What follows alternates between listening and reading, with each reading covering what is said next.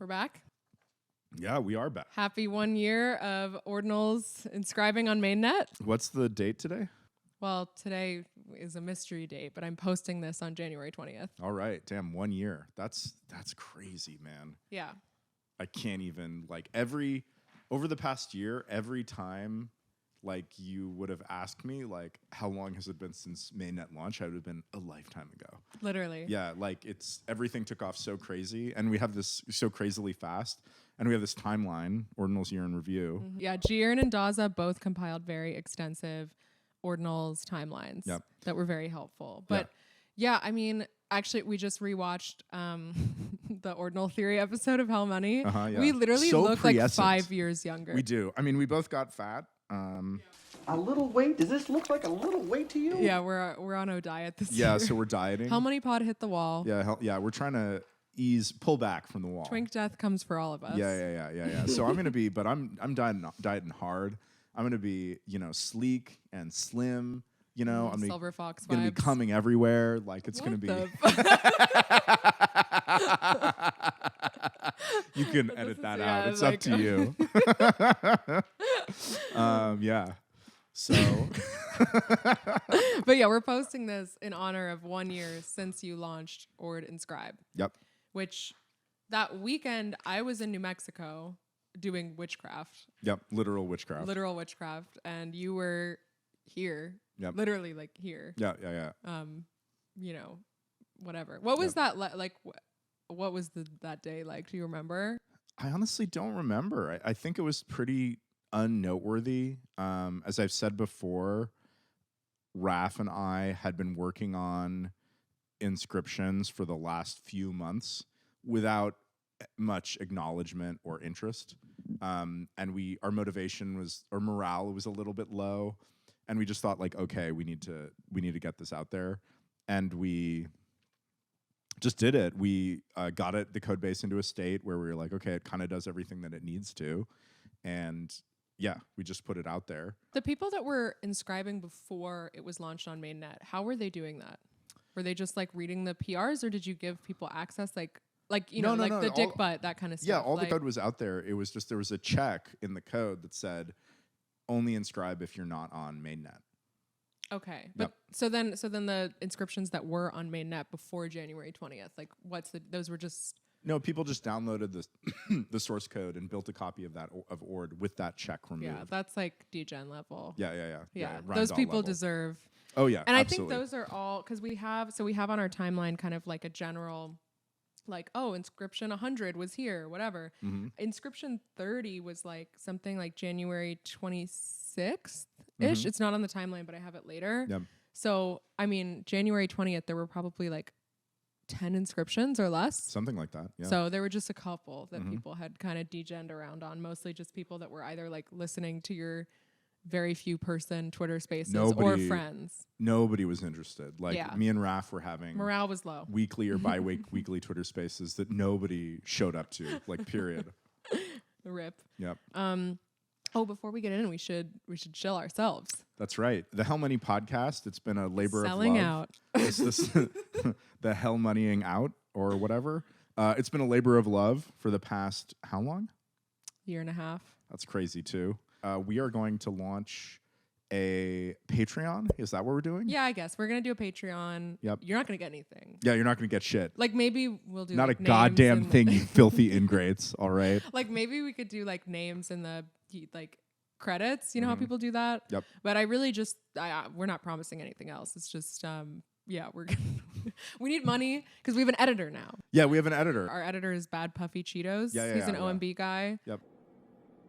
Love that. Great to work with so far. He did the work on our Jeremy episode, which was great. Oh, he's not a non. I definitely added him in that episode. Yeah. So he's also cutting out our ums and ahs and likes, so we sound much smarter. Sound so smart, dude. Yeah. So yeah, we have an editor now that we obviously want to pay, not just have him do slave work. So we need a way of paying him that's not just us hemorrhaging money. Yep. This recording equipment is not cheap, We've gone through 2 Zooms, we got 4 mics, we got these arms here, the costs are adding up. Yeah. So we're starting a Patreon, or or if you just want to give us like a one-off, then we're doing a Bitcoin address. Yep. Are we going to do just like Lightning, or are we going to do both? Let's just do both. I don't know. Why not? Sure, but that's complicated. What if someone wants to donate on chain? No, but I mean, doing on-chain is easy. We just post an address and they just send to it. Yeah, we should just do that. Lightning is hard. We have to like generate an address every time. We'd have to use some kind of service. Yeah. Like, so not that. We're not going to do Lightning. We're just doing Lightning NGMI. You got to send it straight through with that fucking fee market. Thanks, Casey. Yeah, you're welcome. So yeah, we'll have a Bitcoin tipping address. Where are we going to publish that? I don't know, in the description of this episode. Okay. Like, I'll probably tweet it.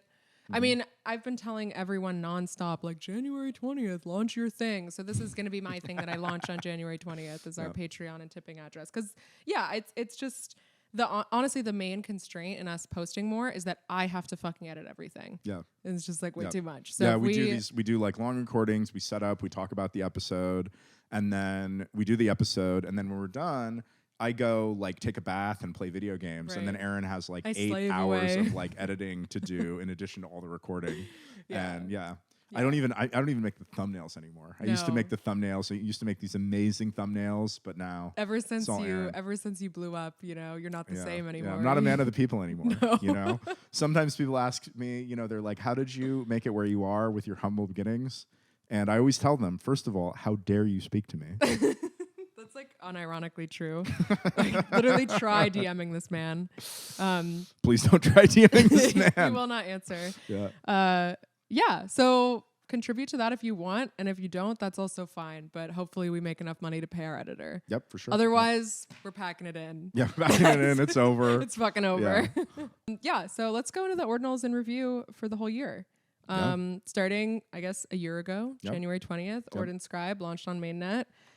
Very quickly, as I said, I think inscription 30 was like the 24th or 26th, something like that. So it wasn't actually like an immediate overnight thing, but like in terms of people inscribing. I mean, sort of. It was not literally an overnight thing. Not literally, but it was like metaphorically an overnight thing. Yeah, it's about as close as you could get, because I think the fact that people had to sync a Bitcoin like node. Oh yeah, and also some people tried to sync Ord indices and just realized that they needed a new computer.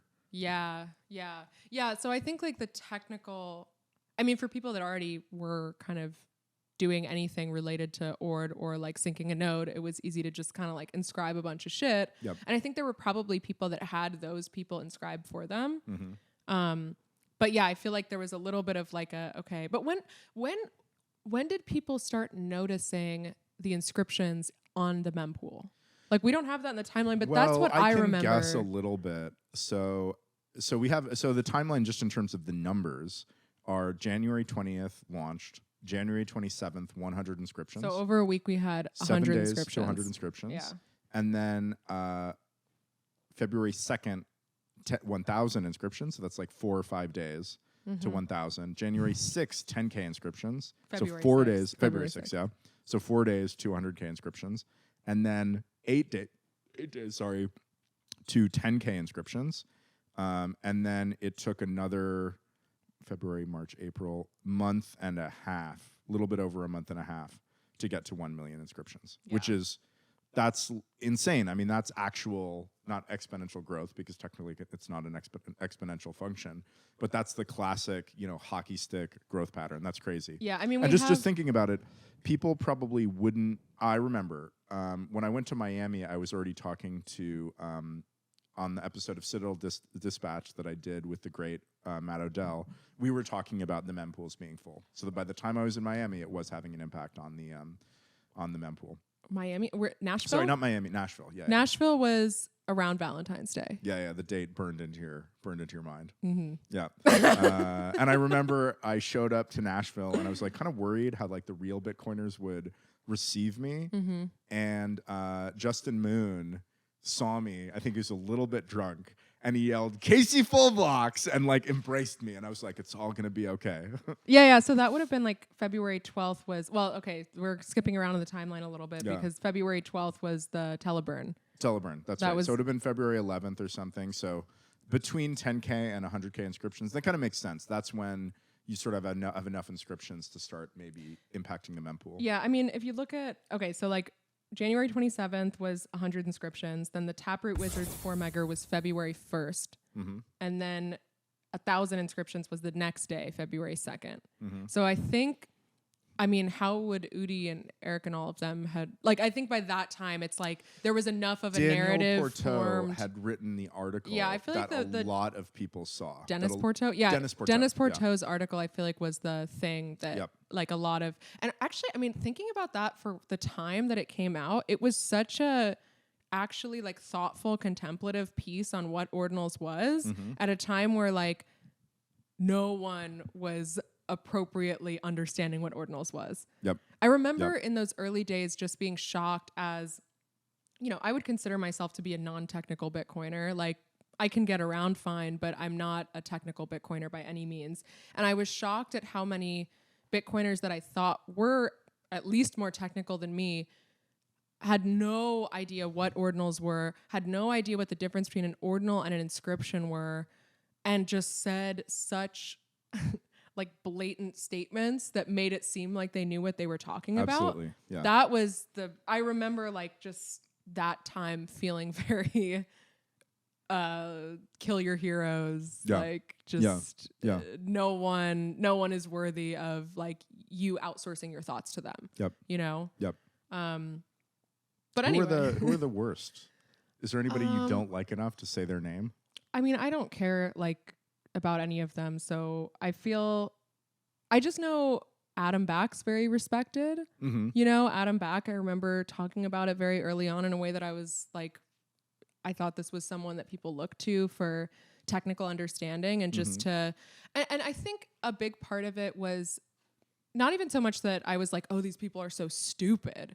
Just more that I think a lot about the things that I say in a written form. On a podcast, we're spreading misinformation. On a podcast, I'm saying stuff that's wrong. I'm spreading misinformation. I'm saying stuff that's dumb. I'm just throwing out my opinions because the depth that you have to get to even reach me saying that. Yeah, it provides a lot of context. It comes with a lot more context, and somebody can clip you out of context, but it's Twitter is out of context by default.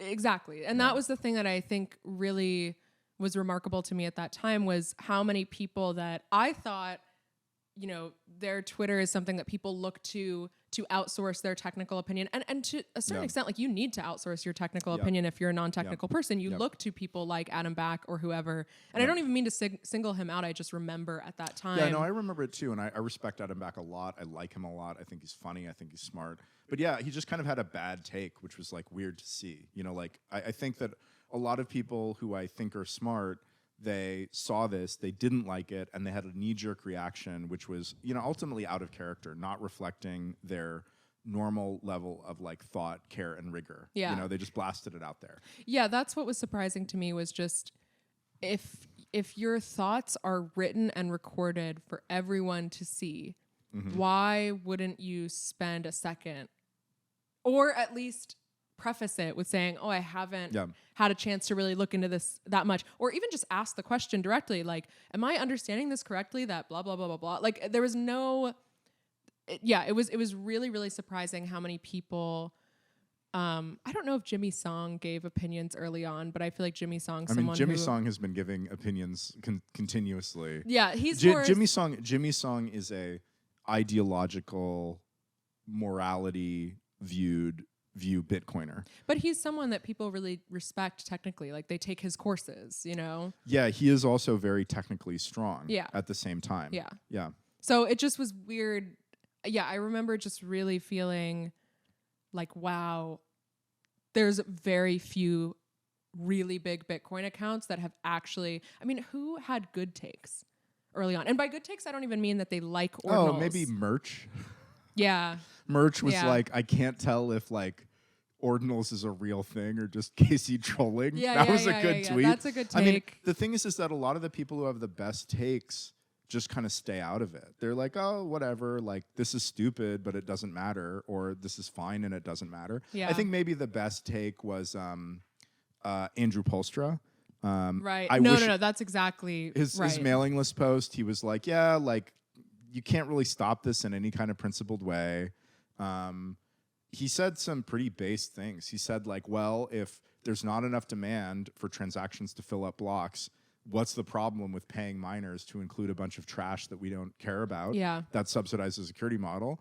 He said some downsides. He had some good ideas of downsides. One of them, he says, well, the fee market could get tangled up in like altcoin pump and dumps, right? Which it has, right? Yeah. Which I think is fine. I think it adds some more volatility, but that gets smoothed out. I think it's fine. And then he was like, yeah, like whatever. And then he never said another thing about it. He said his piece and he just went back to what he was doing, which is like the right thing. He's probably thinking about some weird like crypto thing, or like not cryptography, not cryptocurrency, or writing some actual code, or like shout out to the Rust Bitcoin maintainers. He's one of the people who works on Rust Bitcoin, which is major dependency of Ord. We could not do Ord without him. I interact with him regularly on GitHub because I say like, oh, this thing is broken in Rust Bitcoin, or we'd like to have this feature, or we added this feature. Do you want to accept it? And he's like, he's very cheerful. He's great. Like that's the based response. You like, he good taked it, and then he just dipped. Well, it just makes you think about how many controversies that you see happen that you don't have the background for. Yeah. And it's the dumbest people locking horns. Yeah.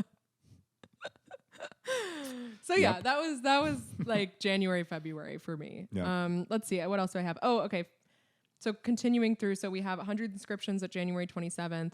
By February 2nd, we had 1,000. February 6th, we had 10,000. Well, at February 1st, we had the TaprootWizards I 4 mentioned, megger, which I had thought that would come a lot later. Yeah, you predicted a 4 megger a long time ago. Yep. You were always like, oh, how long till someone does a 4 megabyte inscription? And it was, the answer was like almost instantly. Yep.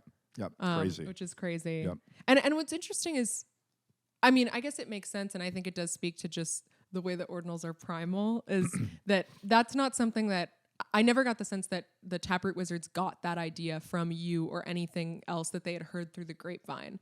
I think they came up with that idea themselves independently, and you also had been talking about it for many months prior. Yep. So it's and they knew it would like make a splash, just like you knew it would make a splash. So it's I loved to see that when I saw it. Yep. It was fun. Yep. February 12th, I have DZ and the Astral Babes doing the first ordinal inscription. And Vibes God. Shout out to Vibes God. Shout out Vibes God always. Doing the first primary sale with lightning payments. Did you expect that? Like before ordinals, did you expect, people will want to pay with lightning for these absolutely. things? Yeah. Because that happened, I feel, very quickly, but it makes sense, and it also makes sense that DZ did it. Yep. You know? DZ's a hustler. He's fast moving, you know. And it's lightning, it's his thing. Yep. So yeah. But that same day, February 12th, that was the Teleburn. Yep. First so Teleburn. You were in Nashville. Yep. And that was when you living it up. And the blonde Dawn or blonde Juan or something, some ape going parabolic of blessed memory, now lives on the Bitcoin blockchain. I mean, it's awesome. It's so fucking awesome that the first Teleburn was a Bored Ape. It's really beautiful. Yeah. You know. Yeah. And then 2 days later, February 14th, Valentine's Day, 100K inscriptions. Yep. And same also day. the first inscription on an uncommon sat. Yep. Which is, as far as I can tell, it's literally just like a thing that says like uncommon collection coming or something like that. Yep. But I don't even know what happened. There are many mysteries on the Bitcoin blockchain at this point. There are a lot. The Bitcoin blockchain has become highly mysterious. It was not. It was moderately mysterious at most before, and now the clues, the relics, the strange threads of untold stories run through the blockchain like a sort of a magical weave as mysteries weave through the universe. I feel like especially with recursion now, the amount that you can do with referencing and the amount that people have done with referencing, we need Bitcoin archaeologists. Like we need inscription archaeologists, inscription art historians already. Yep. You know, to find these odd things. Well, we also need we should have something which traces the relationships of inscriptions through recursion. Something that executes an inscription, sees which web requests it make, and intercepts those web requests to see which other inscriptions it's referencing. Yeah. And then you could build this weird tree. Oh, is that not already like? Is it not easy to? It's well, you not, can if you look at the code, right? Well, yeah, sort of, because you could have an inscription which in JavaScript, there's one of two inscriptions it could access, but it accesses one and not the other, and you have to execute it to know which one it actually accesses. Yeah, we need I feel like this is now my request for the Ordinals Explorers. The Ordinals Explorers need to have it where if you look at a recursive inscription, below it will show the things that it references, if anything. Yeah, that's very That'd be hard. pretty cool. You could do that. Why can't you no, do that? It's very hard. Can you just scan the code and look for... That you could do that. It's a bad approach, though. Like, is it just slow? It might be compressed so that it's not... The links it's accessing aren't in plain text. Oh. It could use some weird... it could use some weird way that it's encoded. Like it's not in the code /content/inscription ID. Mm-hmm. Like the inscription ID is in a variable and it gets added to /content/ later. Right. In general, you don't, this is just a classic computer science problem. You don't know what computer programs are going to do before you execute them. And so knowing... Yeah, so you don't know where to look for that information. Exactly. Yep.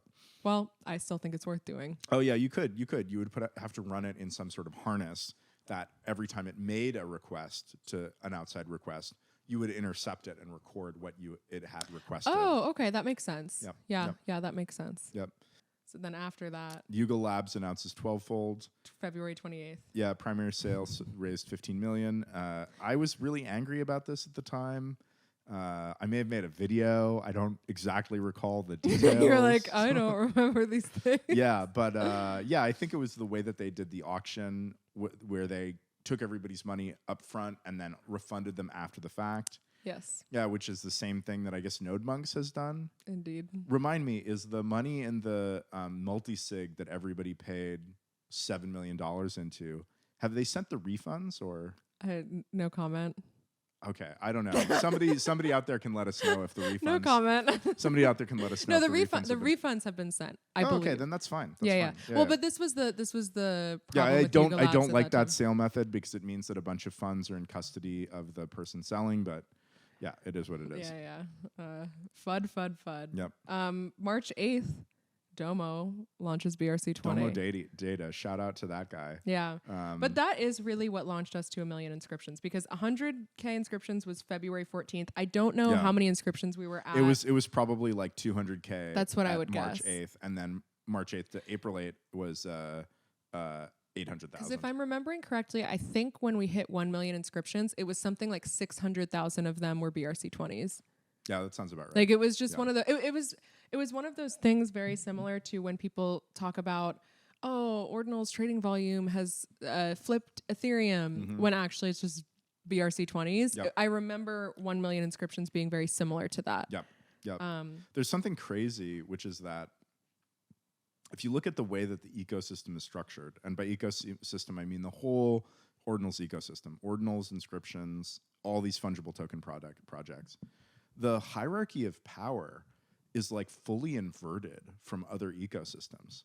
Like in other ecosystems, you have the big players are the fungible token protocols, right? Those are the people with the deep pockets, and those are the people at the protocol level. Like they're the Ethereum, Aave, whatever.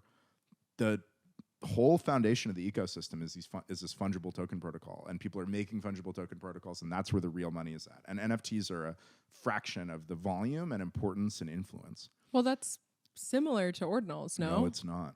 With BRC-20s? No, because all of the fungible token protocols rely on the non-fungible token protocol, right? Ordinals and inscriptions are like the bedrock of the whole ecosystem. Yeah. And then like changes are made to the Ordinals protocol, Ordinals and inscriptions, right? And then, when we work on Ord and we do it for Ordinals and inscriptions. We don't do it for the fungible token standards because they have crazy requirements for what they need for their protocols to like survive, and we can't cater to those requirements. And so we make changes, and they're sort of forced to like follow along. So we make changes. The non-fungible token standard makes changes, and then the fungible token guys just are like losing their shit it's a weird inversion. Yeah, I don't think it makes sense. I mean, I think the recent sort of Unisat situation with the BRC-20 fork is I definitely understand. I don't really like feel one way or the other about anything related to BRC-20 development, but I can understand why it's a controversy one way or the other to stay in sync with Ord. Yeah. But it is weird to do that. Like, I agree with you. It doesn't really make sense to have a meta protocol dependent on what is essentially like a digital artifact NFT protocol. Right. Yeah. Runes is totally separate. Yep. Basically. Runes, the protocol is separate. It's implemented in the same binary. It's in Ord, but the protocol is totally separate. What do you mean by that? Can you explain that? Oh yeah, I mean what I mean is that when Runes is released, Ord will become both a Ordinals and Inscription Explorer and a Runes Explorer, and you'll be able to go to ordinals.com and you'll be able to see runes and see rune balances. And you'll be able to use your wallet and your Ord wallet, Ord wallet, inscribe. And it will be able to do things with runes, like show you your runes balance and create runes. But the protocols themselves, the Ordinals protocol, the inscriptions protocol, and the runes protocol are totally separate. Yeah. So they're separate, fully distinct parts of the code base. So whenever the Ord indexer looks at a new block, it sort of does the sats, right? It tracks the sats from inputs to outputs, and then it separately does the inscriptions, and then separately again does the runes. And those, functions, the code is in the same code base, but it's separate. You could take Ord and you could delete runes from the code base, and it wouldn't impact inscriptions. You could delete inscriptions from the code base, and it wouldn't impact sats and runes, like ordinal tracking or runes.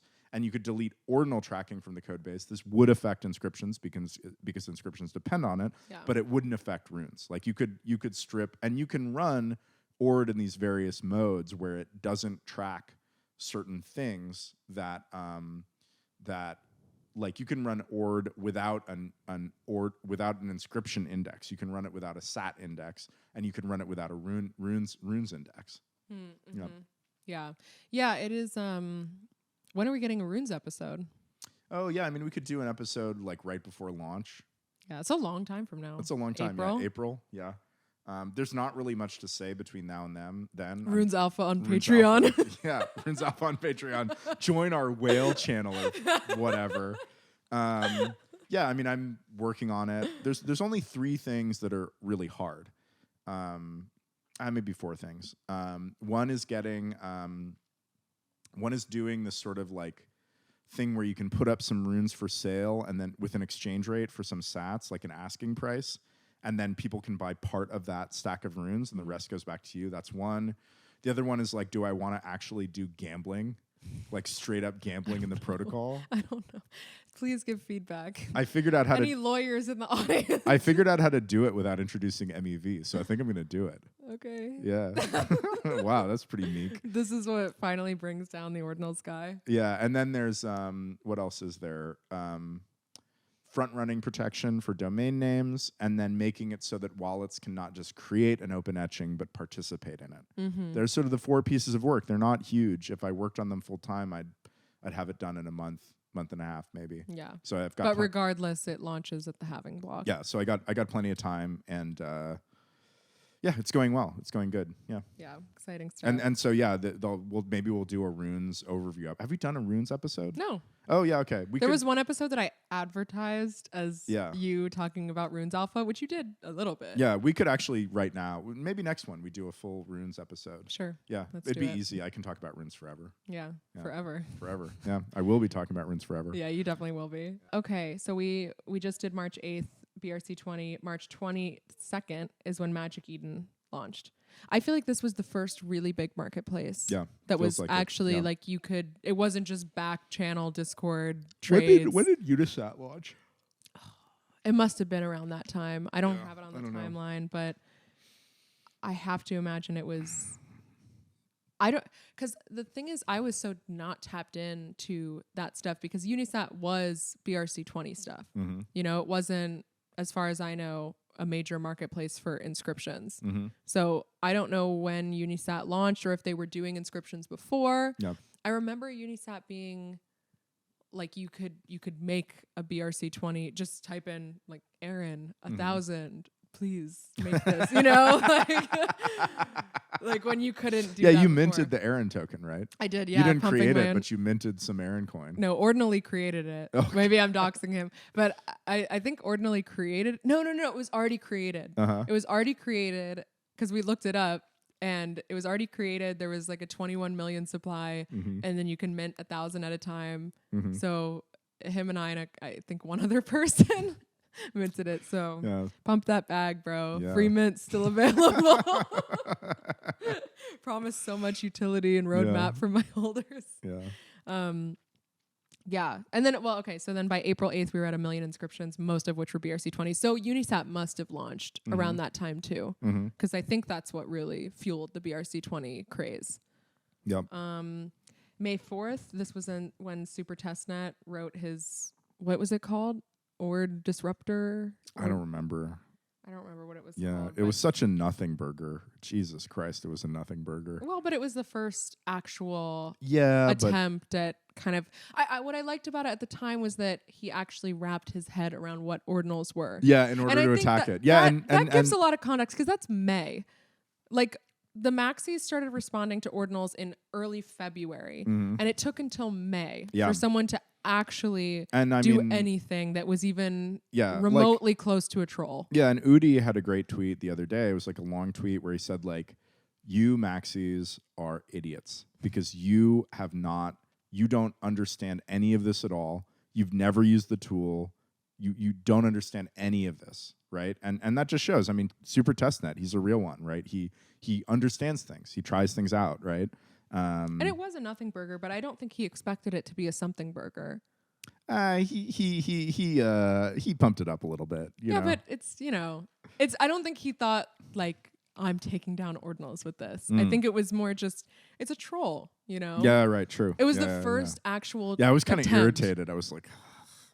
Yeah. Well, imagine how the Maxis feel. The thing that I was actually irritated was not that he found the bug. I thought that was great. He just went on Twitter, on GitHub, and he was like, well, like, you know, I want this inscription to be in a certain place, and by fixing the bug, you're like depriving me of it. And I'm like, no, this is a disingenuous argument. You made the transaction to prove a point.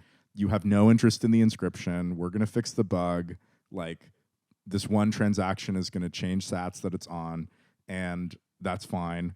But, like, don't come and tell me that, like, you're a sincere person. Please, sir. Yeah, please, sir. You're robbing me of my generational Don't please wealth. serve me, yeah. This is my retirement, sir. Yeah. But no, I like Supertestnet. He's great. Well, now you see why... now with that annoyance, you understand why people don't like Udi.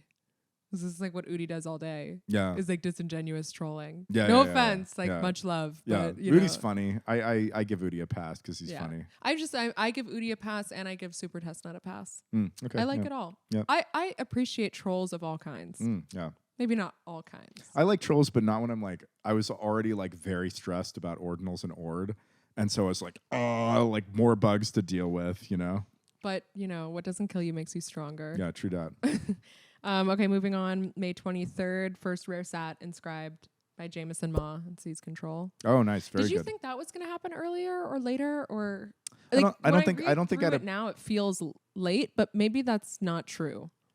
There's not been that many rare sat inscriptions. Yeah. So actually, I mean, rare sats are once every difficulty adjustment. So that's it. Like, if you had in your wallet literally 2 solid weeks of Bitcoin block rewards from 100% of the wallets, you would expect to have 1 rare sat. But you must have, like, how many rare sats does Coinbase have? Do you know? Doesn't matter. Coinbase isn't going to go in their cold storage and get rare sats. I'm just saying, you know, they're out there somewhere, probably mostly held by exchange. People doesn't sat matter. Hunting. The votes doesn't matter. I don't think people had started sat hunting to that extent. No, by that point, you're right. And like, it's just they're all not sequestered. Like, there are out there, and if you look at the total supply, you know, there's plenty of them, but there's so much Bitcoin that is never going to participate in ordinals at all. So they're just locked up. Yeah, because I don't know when DZ started sat hunting, but they found a rare sat hunting, and then they inscribed on it. And that was maybe the second or third thing inscribed on a rare sat. Yeah, I can't wait for the first inscribed epic sat. People are going to lose their mind. That's going to be insane. There's 3, there's 4. Well, the next epic sat is in April. That block is going to be with the Runes launch. Bruh. Epic sat drops. And it's going to be right around an eclipse. A bloodbath. It's because I feel like at that point, anyone who is mining Bitcoin at that point in April 2024 at least knows about ordinals enough that they're not going to give up that rare sat for cheap, right? I mean, what if ocean mining? Oh, if ocean mining that'd be gets so the epic awesome. sat, I would love that. That would be so much. I want them to get it because what would they do? You know? I don't know. They're people that I'm really comfortable just saying are morons. They're lighting money on fire. They're saying that they're going to do all this shit. It's not going to work. They're already letting people choose their own template. They're already, I think, providing templates that include inscriptions that people can choose. Because why would anyone mine with them if, Their ideological stance is stupid. I want them to get the epic Luke sat. Jr. is, I always don't understand if Luke Jr. is disingenuous or not. Like, either he's a super literal-minded autist, or he's Say that with love. or he's just like, just disingenuous. Like, I don't think he's disingenuous. Luke Jr. uses words in the most stupid, confusing, idiosyncratic way. And I really think that anybody who listens to Luke Jr. for long enough and has a modicum of intelligence is like, okay, this guy he's very smart, clearly, but his view on the world is just dumb. Jack, get your shit together. You did not pick a winner in ocean mining. But yeah, I hope that it's flushed down the toilet by the time of the halving. But if it's not, I actually don't. What would be the coolest thing for them to do if they mined the epic sat? Besides, like, capitulate. Like, what would be the coolest, capitulating fuck would be the you coolest to ordinals thing that they could do? I guess they could burn it. That's what I was going to say. Send it to Satoshi. Yeah, send it to Satoshi or just inscribe. No, because I feel like inscribing would be capitulating. Yeah, inscribing is capitulating. Like, that is a sin worse than murder. True, according to Luke Jr. So I don't think they should do that. I think sending it to Satoshi would be the most epic thing they could do with the epic sat. Yeah. And they would also be, again, showing how they are not a serious profit-motivated mining pool that people should Ocean mine mining, with. if you mine that fucking sat, you better burn it. Otherwise, you guys Unfortunately, they don't have any fucking hash rate, so good luck, boys. I'm so fucking... and who has the sleepiest sat? I mean, that's still unknown. Oh, yeah, the sleepiest sat dropped, right? Yeah, it dropped. Yeah. I don't know if it's moved out of the sleepiest sat is the sat that's 12 Zs. Yeah. No, isn't it 11 Zs or 12? I don't remember. Wait, what's the longest? Come on, Casey. Come on. He's like, 12, I think. I'm going to just snap call it 12. I thought it was 11 or 10. Because I thought now we're in the 10 letter era. I guess I think it was 11, and then how many letters does goth bitches have? GOTHBITCHES. Okay, 11 is the max. Yeah, 11 is the max. Because goth bitches exist. Yeah, well, they do. I love them goth bitches. All right, moving on. Okay, May 23rd was the first rare sat inscribed. May 24th, cursed inscriptions. Oh yeah, cursed inscriptions. Your biggest failure, your biggest mistake. Not actually my biggest mistake. So, cursed inscriptions are regrettable, but especially now that they're behind us and the Jubilee has happened. I'm like, whatever. It's kind of a fun, quirky aspect of inscriptions' early history. I like them. Yeah. Cursed inscriptions. No, I like them too. It's actually kind of an elegant way of dealing with the problem. Yeah, there you go. I think it's fun. Yeah. It's spooky. It's spooky. They're negative numbers. Negative numbers are a little bit kooky, Yeah. How do you have -1 of something? That's strange. That's strange. Yeah. So, cursed inscriptions were May 24th, June 10th, recursive inscriptions. So you were just ripping through development by that point. The thing about recursive inscriptions that's really funny is that I wanted to do it from the beginning.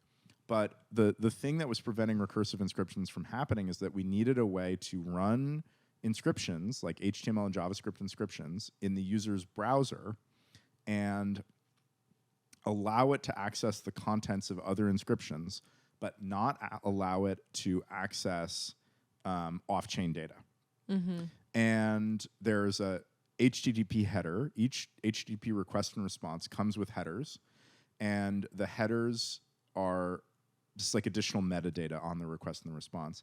One of the headers that the server can return to the client is called the content security policy header, which determines which URLs the client page that the client is rendering is allowed to access. And I had wanted to do recursive inscriptions. I had looked at the content security policy header. I thought that you couldn't do it. And then I realized that you could. That I looked at it again around June 10th, and I was like, oh, actually the sandboxing we need is right there. I forget what I missed, but recursive inscriptions were a literal one-line change to the code base. What? That's okay. Sorry, I didn't even realize that was where you were heading at that. One line?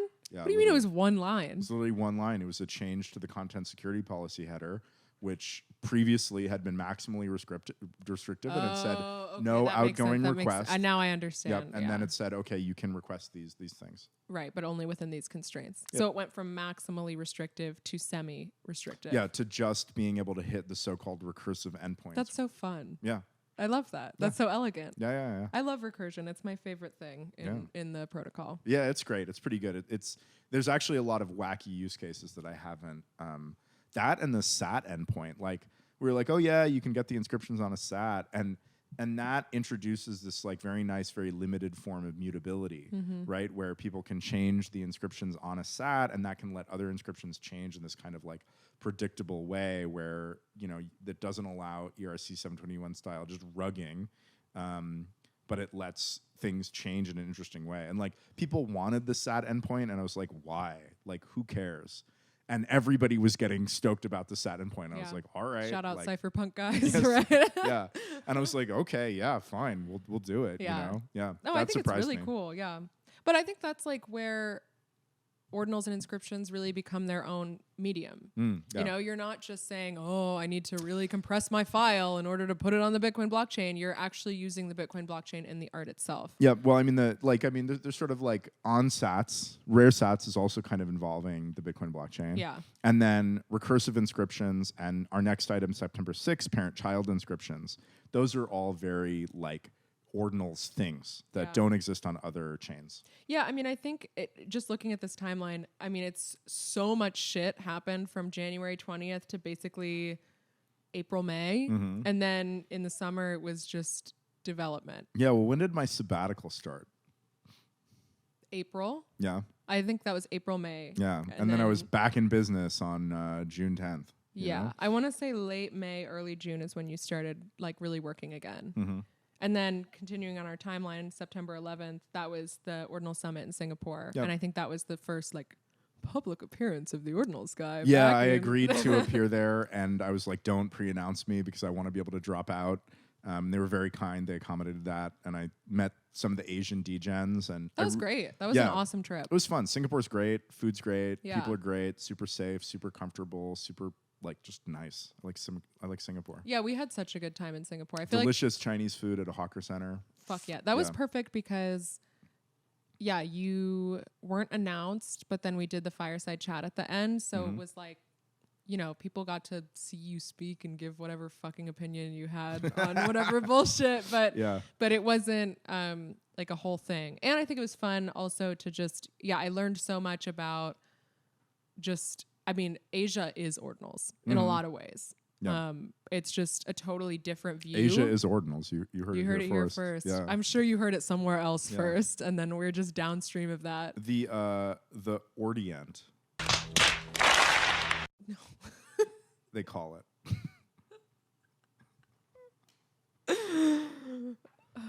They call it. Okay, I call it. But yeah, literally our timeline ends because I think fall's too recent. All we've been doing is, you've been working on stuff. It's not whatever, you haven't been the Jubilee was, but the Jubilee was a couple days ago, a week ago. Yeah. But I feel like the fall was really just you and Raph working on stuff us traveling around and meeting people, which was cool. Mm-hmm. I mean, you met a lot of people early on. Like you did. Mm-hmm. I kept going to stuff the whole time because You're a social butterfly. I'm a social butterfly and I'm an extrovert. But I feel like you met a lot of people very early on because there were just a couple things like Nashville, like that Ordinals meetup in the Bay Area in February that people came to. Yep. And then you kind of like pulled back, and then Singapore, you came back, and then we've gone to a couple events since then. Mm-hmm. And yep. I mean, it's so nice meeting people, I think. Yeah, it's fun. It's great. It makes things real, you know, and a lot of people like, you know, they have this weird online presence, and then you meet them in real life, and they're like really decent people. Mm-hmm. Yep. Almost everyone is so much better in person. Yeah, absolutely. People, like, this is actually something funny. This is something that, like, me and Raph and previously Liam would do, where I actually think that how you communicate on open source projects is really important. How you write issues, the way that you respond to issues. And I think it's just really important to stay very polite and very positive. And so I try to model that for Liam and Raph, where I'll, you know, like write these like cheerful things. Your Ord voice. Yeah, my Ord voice, even when I'm not, you know, feeling it. Yeah, it was really funny. The other day, I think I was lurking in a Twitter space, and people were like, they were paying me a very fine compliment. They were like, oh yeah, like Casey is just like a master at like running an open source project. And I'm like, I don't know about that, but I think I have done a reasonably good job so far. I think you are. It's just that I think what people think they want out of a decentralized open source protocol is not always what is actually ideal. Mm-hmm. And I think that like this in the way that you're a master of it is just that I think that you're an ideal person to run it. Right. And I think a lot of people may think that an ideal open source protocol is like a protocol where a bunch of people all contribute equally. You know what I mean? Yeah. And it's just like, hey, I'll do this part, you do this part, and we'll build this beautiful structure together. Yeah. But in actuality, it's more like you have this kind of vision that you're executing, and you listen the appropriate amount and kind of use your technical opinion the appropriate amount, and it works out well. Yeah. You know? And like most projects are, the number of really the contributors is limited by the size of the project. Small projects, they're just not big enough to have a lot of contributors. Yeah. There's not enough to do. They step on each other's toes. And then as projects get larger and larger, people will start to specialize in one place of the code or the other. I think Ord is maybe ready for some specialization in the sense that I think that we could see a developer working full-time on the wallet because the wallet is very complicated, and I think it also is where Ord has the biggest shortcomings in terms of chaining transactions and sophisticated inscribing techniques, advanced inscribing techniques. I think we could see a full-time front-end developer on the website. Wow, finally. Yep. Well, you know, I still don't know if I would change the way the website looks overall, but I think that it would be very nice to have a mempool.space like view of the mempool and incoming inscriptions. I agree. And I think that is something that is best done in the front end. Yeah. Yeah.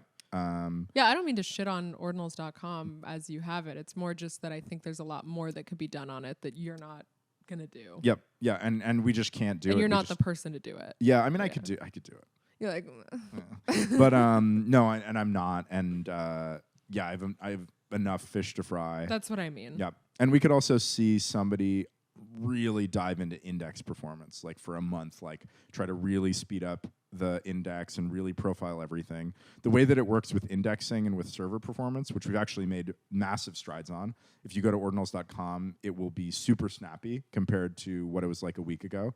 We were doing something dumb and we just stopped doing something dumb and now it's fast. Nice. Love when that happens. Yeah. Also, the DDoS, quote unquote, didn't have any impact on us. We like flipped a switch on Cloudflare. We like pressed a button on Cloudflare and then they went away. I don't know what a DDoS is. Oh yeah, people just started spamming ordinals.com. What does that mean? They're visiting it? They're just making requests really fast. Oh. Usually with a program. If you had ads running on a website and it got DDoS, would you make a lot of money? No, there's usually like sophisticated ways to tell if it's a human or not. Oh. So like usually they're using like AdSense and you get more money if it's like somebody logged into Google or somebody logged into Facebook and not yeah. like some, bot that just refreshes the page and exactly. whatever. Yeah. Okay. So yeah, somebody else, like the way that it works with me and Raph is something gets slow. Me and Raph like freak out about it and work a little bit to speed it up. And then we get it to the point that it's like acceptable. And then we go to the other things that we are freaking out about. So somebody could really dive into index performance. And then for me, I need to keep sort of a overview of the project and but mostly kind of work on protocol level stuff. Yeah. That's like hard for other people to do. Mm-hmm. Yep. Future Ordinals projections here. About what? I mean, you're saying, we could do this, we could do this. Yeah. I mean, the things that I would really like to do is I'd like to have a really great mempool view on ordinals.com. I'd like the wallet to be much better, the command line wallet to be much better. What else? I'd like indexing to be much faster. I think indexing can probably be made much, much, much faster, especially if you only care about a subset of inscriptions. What else would I like? And I'd like there to be a GUI app, like a GUI wallet. Yeah. That was like just an end-to-end, soup to nuts GUI wallet. Well, donate to the Open Ordinals Institute to fund this stuff, or if you're good at that kind of stuff, hit us up. Yeah. If you've done anything like that before. Yeah, I think we've gotten the Open Ordinals Institute to the point just running it. It's not to the point in terms of complexity, like literally just getting our feet wet and figuring out how it works. That we'd probably be ready to start thinking about funding another dev full time. Yeah. If we had the money, we would really have to have the runway for it. Yeah, that's the thing. Yep. But so yeah, and who would Ordinals.org/donate. Yep. And who would I think would be like, what kind of dev would be good? I think that probably a dev who wants to work on the wallet would be good. I'd like to see Ord become the backend API for all the service providers. I think they use the index, but I don't think they use the wallet RPC commands. Yeah. And that would be great if we could start doing that to improve all of the services out there and to sort of deduplicate some of the effort that's out there. And then as far as the front end stuff, like making a mempool view, I think I should probably take the first crack at that to try to figure out what exactly I want. Yeah, I think you probably have a vision. Yeah, I have a vision, and I'm like so particular, and I haven't figured out whether I want to use Rust or JavaScript in the front end. I hate JavaScript with such a passion that I think maybe it's got to be Rust. So yeah, got to figure that out too. If someone were to do any of these, do they have to write in Rust? Everything has to be. Everything must be Rust. Yep. I mean, JavaScript is a pox upon this earth. Yeah. Yep. Well. Let's keep going. We got derailed, but I think that's good information. Yep. Last on our year, Bali government inscribing deal. Oh yeah, that was with Ordinal Summit, which is pretty sick. I mean, yeah, basically the Ordinal Summit guys, the Ordzar guys, got the Bali government to sign a deal where they're inscribing cultural artifacts, which is, I think that's a great use case for inscribing. Definitely. It's one of those things that when I try to explain to family members or people that just have no conceptualization at all of what I'm doing or what Ordinals is, I will explain something like that. Like, oh, well, the, cultural preservation or anything that you want to exist permanently. That's something that I think a lot of people can understand. And it also wasn't something that was immediately obvious to me until I talked to Nakib about it. And I was like, oh, of course, this makes sense for these kind of projects to do stuff like this. So props to them. That's cool. Props to them. Let's move on. We have questions because I tweeted asking what people wanted to know about. Yep. And I just selected some of the ones that I thought were good. Let's go. At Good Things said, I know he said he didn't anticipate the adoption right out of the gate, but did at some point this year, he realized that what he built might make Bitcoin the most significant art platform ever created. So I think before launch, before inscriptions, I didn't know that if it was going to work or not. Like I didn't know if the project would work, if ordinals and inscriptions would be adopted. But I think by work, do you mean adopted or work you mean technically? Adopted. I mean adopted. Yeah. You didn't know if it would take. Yep. I didn't know if it would take. But I did know that if it did take, it would be the Bitcoin is the chain. Everything else is pawn scum. Yeah, my answer to this would be that yes, you knew. But I think what's interesting is that, because we just, as I said, we rewatched the Ordinal Theory episode, which was from August 2022. You were Ordinal's biggest supporter until it took off. Yeah, well, then I didn't need to anymore. Yeah, you were so obsessed. Then it'd just be tacky for me to shill my own bags. For sure. Then I think that's very much... That's what's so funny watching that episode is just you were so enthusiastic and you wanted people to care so much, and then people did care and you were like, hey guys. Well, I mean, shit just hit the fan. I was so stressed. There were way more bugs than we could possibly fix. We were putting out fires left and right. We had gone from having no users to having hundreds or thousands of users. Yeah. Oof. But I don't think you're any less confident in Ordinals than you were then. It's I'm more fully just confident now. I mean, yeah. It's just I've just settled into things, and it's going well. You know? Yeah, I think so. Yep. Success. Yep, success. Steven Nobody asked thoughts on the evolving art of the last 12 months. You had some good thoughts on this with recursion and the SAT endpoint. I think the big thing is recursion, because I think that is what separates, just putting a JPEG on the blockchain from art on Bitcoin.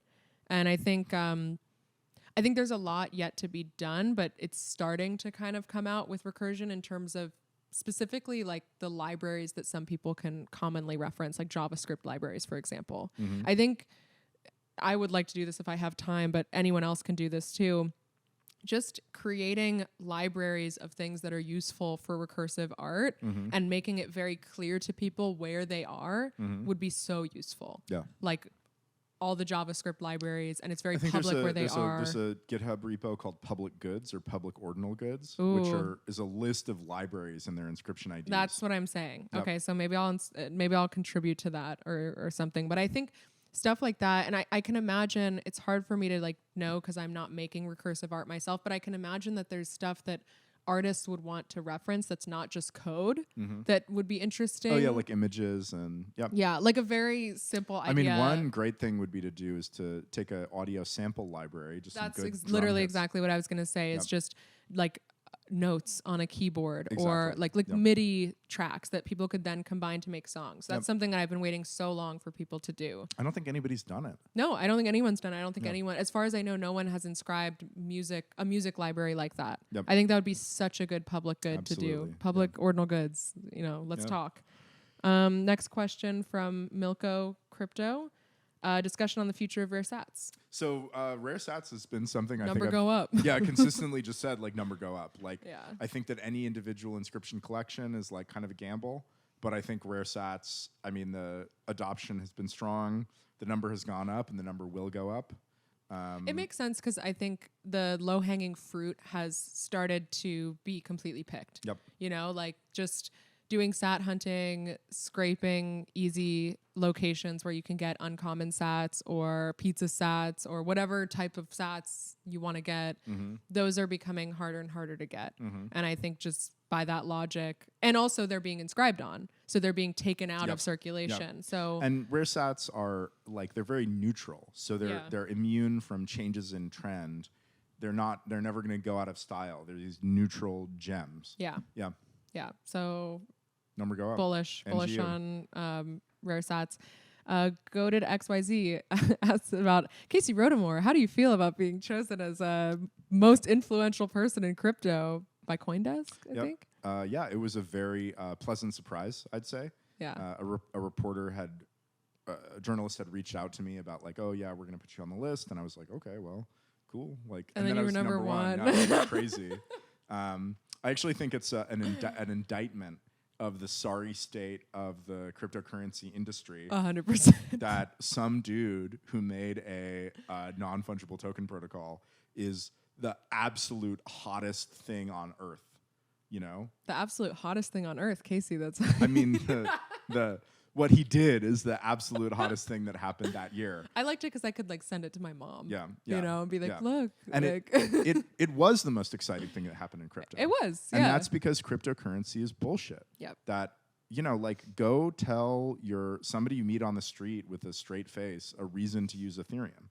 There is none. The only reason is NFTs and gambling. Right. Yeah. And all of the real world use cases that they've been talking about, none of them have materialized. And so in the year of our Lord, 2023, the most exciting thing that happened in cryptocurrency is the Ordinals guy. NFTs and tokens finally coming to Bitcoin, right? That's it. Yeah. I think it's nice. I think it's. I'm glad to see crypto coming around to ordinals. Kind of took them a while. Mm-hmm. I mean, I'm so in my own bubble that to me, it's like, how do you not see ordinals as being a big thing? Yep. But it does feel like in the last month or two, things have really turned towards Bitcoin and ordinals. Yep. And I'm happy to see it. Yep. I think it's harm reduction for those people. Yeah, absolutely. Drop Lister asks, number go up. Indeed. Drop Lister. It yes, do. Number go up. It do be that way. Paz asked, is Casey's ordinal face still hanging in his office? Yes. Yes, it is. I see it. Right over it's there. Behind the camera. It's literally right next to my desk where I work. So it's like. It's cute. Yeah, it's very cute. Yeah. I love that. I also have the mask that was given to me. Yeah, the haha mask. Burst made it. Yep. Yeah. Yep. Yeah, we've got some nice physical artifacts. Jiurn asks, what are you most proud of and what are you least proud of that's happened in the ordinals ecosystem? Let's do least first, okay. Negative first, positive second. What did I say for least proud of? I mean, I know what you said. Oh, yeah. Okay, well, let's not go there. Yeah, I would say the thing that I'm least proud of is, well, okay, and it's in the ordinals ecosystem. It's not of ourselves individually, but also we are individually in the ordinals ecosystem, so it could be that. Yep. The thing that I'm least proud of is just we've gone through a very crazy transformation in the last year. I mean, it's just not everything about my life has changed. I mean, actually, my day-to-day life. Things have gone back to normal, thankfully, like in terms of the day-to-day. I mean, we're doing how many podcasts? We were doing how many podcasts well before ordinals popped off. Yep. You know, in a lot of ways, our normal day-to-day lives are exactly the same, but the big picture stuff has changed a little bit, just in terms of, I mean, for you, it's like everyone looks at what you do, for example, you know, whereas before you were just sort of coding in a in isolation. And I think it's very trite and cliche to say, but the like fame and money changes people, you know? And I think you see weird things come out in people when those sort of massive changes happen. And it's sad because the change is very positive, right? And you think, oh, change will be like, you know, getting what you want, whether that's like success of the thing that you're working on or whatever, will make me happy or it will make everything good. But in actuality, change is very difficult for most people to handle. Yep. And it really, it disturbs the balance. Like in a lot of ways, you actually just want things to proceed as they're going and just gradually get better. Well, yeah, when people want their life to be better, it's actually they want like 5% of their life to be better. Exactly. And the other 95% is fine. Exactly. But like when you have like a, you know, crazy sudden change to your life or all of your relationships or whatever, it's very chaotic. So that's probably the thing that I don't know if that's like proud of or not, but it's just that's been the hardest thing I think for me to deal with. Yep. But you know, we'll skip my least proud, but most proud I think is just the maturing of Ord, the sort of the Jubilee going off without a hitch. I also think it's really interesting that there hasn't been any real attempts to like change the Ordinals protocol. All of the upgrades we've done have been very modest, you know, and that's the way that we want to do it. I mean, we don't want to change the rules on anybody. What have we done? There's inscription number debate, but again, inscription numbers are a superficial thing on top of Ordinals and inscriptions. Obviously, people care about them a lot. I don't want to trivialize that, but sort of leaving out the debate, like what have we done with the protocol? Okay, well, we added recursion, which is like inscriptions can access other inscriptions. That is opt-in. You don't have to use that at all if you don't want to. We added parent-child. Again, that's opt-in. You don't have to use that if you don't want to. We added re-inscription. In some way, that's not opt-in because you could have an inscription before and know that nobody would ever re-inscribe that SAT. Now you can re-inscribe that SAT, but it doesn't change the inscription page. If you go to the inscription page, you won't see any of the other inscriptions on that same SAT. So, you know, and we added the pointer, which allows you to modify where an inscription goes when it's being inscribed. We added delegation just recently, which allows an inscription to say, hey, just use the content of this other inscription, which is a cheap way of doing generative arts or duplicate inscriptions. We actually have done a lot. We've been pretty busy in terms of features. I'm just saying it now, like these are more things than I think about. Like, I've done a lot. But we haven't really changed the protocol dramatically in any way. We have no plans to. And there hasn't been any like hostile takeover attempts where people have said like, oh, this is the real like protocol. I think maybe that happens later on in a protocol's like technical lifetime when there are enough people who really understand a protocol really well and can do dev work. And then real dev work, which people by and large aren't capable of doing right now. Like there's very few people who understand and can work on Ord. And then there's enough of those people that some of them turn evil. And there's enough people that they develop like a faction around them. Wen Ordinals block size wars. Yeah, Wen Ordinals block size wars. Yeah, I don't even know what that would be. Yeah, I don't know either. Ordinals is like a tranquil yak, just like chewing its cud on the side of a mountain. Like nobody really bothers it. What are you going to do to this yak? You know? Yeah, you should be proud of that. I think it is a testament to the way that you work. You know, you're very principled, and you don't like move fast and break things. Well, I mean, like, yeah, I mean, I really, even though people might think of you that way from more, like the Bitcoin side, yeah, you know? Yeah, well, I mean, really, I think this is something that I really share with the Bitcoin side is I am interested in things that work unambiguously, things that do what they are supposed to do and are not incapable of doing what they are supposed to do. And it sounds like crazy that this would even have to be like a conversation, but most of crypto is things that do not do the prime thing that they're supposed to do. Yeah. Decentralized quote unquote projects that are fully centralized, right? Every L2 on Ethereum is a glorified multisig. Technology that does not work, technology that does not scale, technology that is just a joke. And I do wish that we had more resources in Ord. I wish that we didn't have to, introduce bugs because we're few people and we have to get features out. But Ordinals does what it says it does, and it always has. And that is, and also this is also the norm in real software. Real software, that open source software, it does what it says it's supposed to do. This is not just some magical, unattainable norm that only the Bitcoin Core developers aspire to. Not all of it, but the majority of popular open source software does what it's supposed to do. And it's only the cancer that is the cancerous tumor that is cryptocurrency that just fails at this basic task. Yeah. I mean, it's like cryptocurrency is like startups. Startups have this issue where some of them just don't work, and they don't do what they say they're going to do. Now, startups don't take a bunch of retail money down in flames when they go under, right? It's okay. Startups are an area for experimentation, and cryptocurrency, unfortunately, is in that category. I don't think people understand the percentage of startups that fail. And the reason cryptocurrency exists is because it's like startups that can immediately start selling stock on day one. Yeah. And to be clear, I wish that startups could start selling stock on day one, because then we probably wouldn't have cryptocurrency mania, and people would be investing in things that actually had a chance of paying off.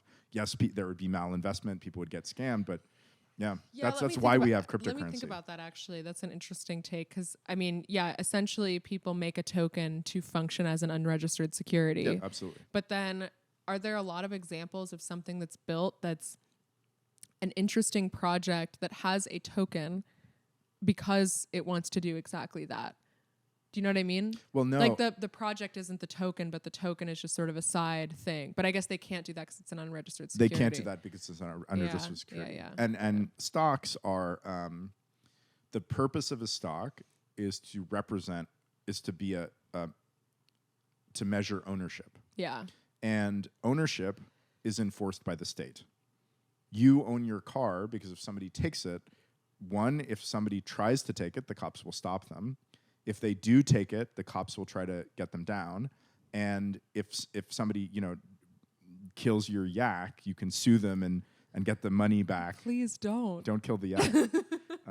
There's Root Beer Yak, who's very near and dear to our heart. Yeah. So that is what ownership is. And I wish it wasn't like that. I wish ownership wasn't tied up in the state, but that's simply the reality that we live in. And if stock is ownership, and so if the state doesn't recognize your stock doesn't exist, right? And that's why we haven't seen any real tokenized real world assets, because the linchpin of ownership is recognition by the state. Right. And if it's just this phantasmal unregistered security that might also be prima facie illegal, the state is not going to enforce those ownership rights. Well, I can say what I'm most proud of. Yeah, go for in the it. Ordinals ecosystem. I'm proud of the Ordinals OGs, to be honest. Yeah. I mean, obviously it's NFT crypto adjacent, if not just completely NFT and crypto vibes, like at this point. But I've been impressed at how genuine and real a lot of the Ordinals OG people are. Mm-hmm. Like, they're not just sort of jumping on a new thing and ready to abandon it as soon as it's not the new thing. I mean, I'm sure there are lots of people like that, but especially a lot of the, founders of collections and stuff, I've been really impressed meeting them. Like, they're just genuine, nice people, and it's so nice to have young, fresh energy in Bitcoin. Before Ordinals, I would go to Bitcoin conferences, and I was probably one of 3 women in the room and probably one of maybe 10 to 20 people that were under the age of 30. Yep. It's pretty rough out there in the Bitcoin world. It's boomer as fuck. And it's not that way at all at Ordinals stuff. I mean, it's still obviously male dominated, and I'm not really complaining about that. It is what it is. Mm-hmm. But it's really nice to just see young people, and especially people that are very like tech optimist. Mm-hmm. I love that vibe. I love people that are creative and also don't hate the future, because so many artists are so like, we used to be good back in the old days that I never even lived through, And I think it's really nice to meet creative people that are using technology to allow them to create more. Mm-hmm. I love that about Ordinals. That's like my favorite thing, is just seeing people that are artists that can actually use it to be artists. The gender ratio is also not terrible. I mean, it's still definitely lopsided, but it's better than mainstream Bitcoin, I'd say. For sure. Oh, but I mean, it's 100% better than mainstream. I don't know how it compares to like the rest of crypto. It's probably similar. Yeah, I think that when things kind of go mainstream, when there's a lot of hype, the gender ratio gets better. Yeah, that sounds right. But in any case, it's just I've been impressed with the Ordinals OGs, the creators on Ordinals, and they're not going anywhere, and I like that as well. Mm-hmm. And I love that they're technologically educated at this point too. Like the ones that inscribed, sub 100K or whatever, they had to learn what Bitcoin and Ordinals were to some extent in order to inscribe. And I think that's cool. It's cute. You know, I love seeing people have fun on the computer. Totally. Yeah. And a lot of OGs are still around. That's what I mean. Yeah. It's nice. It's like they're still here, and like they're still in it. They're still very active. Shout out to Charlie. Shout out to Droplister. Shout out to Post. Shout out to Cypher. Shout out to Paz. Shout out to all these people. Yeah. Like it's cool, man. It's cute. Yeah, I really love it. Okay, moving on. SirGnarlGnomie asked ugliest inscription award. I know what the answer is. What's that? BRC-20. Yeah, BRC-20 is hideous. Yeah. The first BRC-20 inscription is the ugliest inscription. Yeah, 100%. Okay, lyndoco asked class superlatives. We'll do that in a sec. We came up with them. How things went, expectation versus reality, and bold predictions on the upcoming year. Yep. So let's start with how things went, expectation versus reality. Things just were crazier. Everything was crazier. You can never anticipate. Everything was faster. A lot of things did come true. Me and Aaron were watching the Ordinal Theory episode that we did right before this episode, right before we started recording. And it was like so much stuff was just prescient. You know, like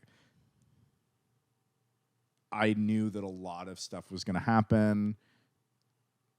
Yeah. I think that the game theory stuff, the stuff that's based on incentives, we actually, meaning you actually. We nailed it. It's a team effort. Yeah. Well, you need someone to refine your ideas with. Yeah. I think the game theory stuff, the stuff that acts based on incentives and sort of like rational economic actors, pretty much all continued as expected. Yep. But then there's so much random, like irrational, chaotic stuff that you can never expect. And that stuff has just been like, I feel like every day is like a new surprise, to be honest. Absolutely. Yeah, it's wild. But things have chilled out a lot, which is really, really nice. Yep.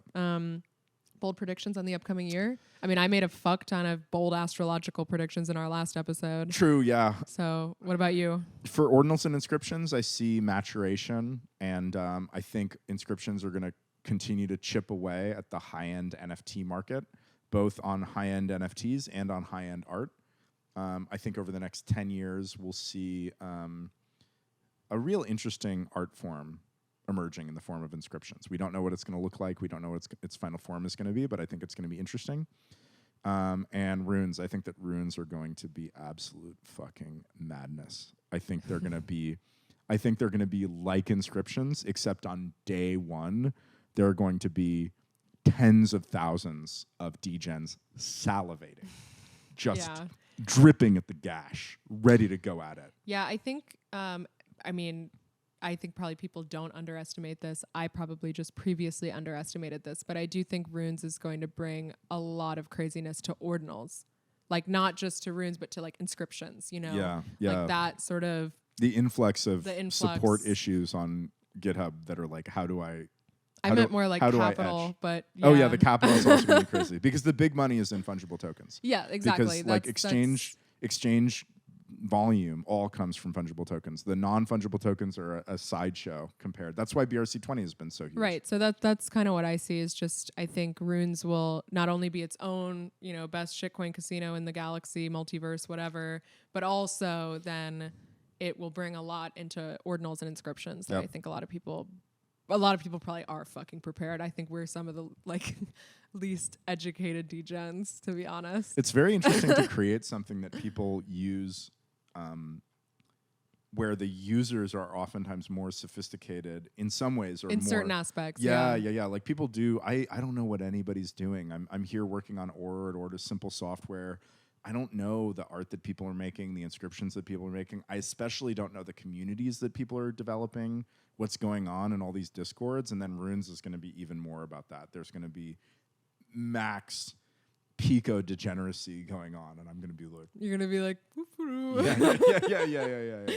Yeah. Let's get into the fucking superlatives. Let's do it. Okay, we did 10 superlatives. Yeah, let's go. Let's run through them. Yeah. Okay. Well, speaking of Speedrunner Award, that's the first award that we're doing. That goes to Inscription 100. Yeah, it has the grave guy with the guy going like this next to a grave. Maybe we can edit it in. And it says inscriptions. And then like one on the grave, and then 1 sat per V-byte. 1 sat per V-byte. Yeah, that was 1 sat per V-byte was the norm a lot of the time. Those days are over, boys. That was January 26th. I have it written here. So Speedrunner Award goes to Inscription 100. I don't know who made it, but props to you. Best 4-megger award.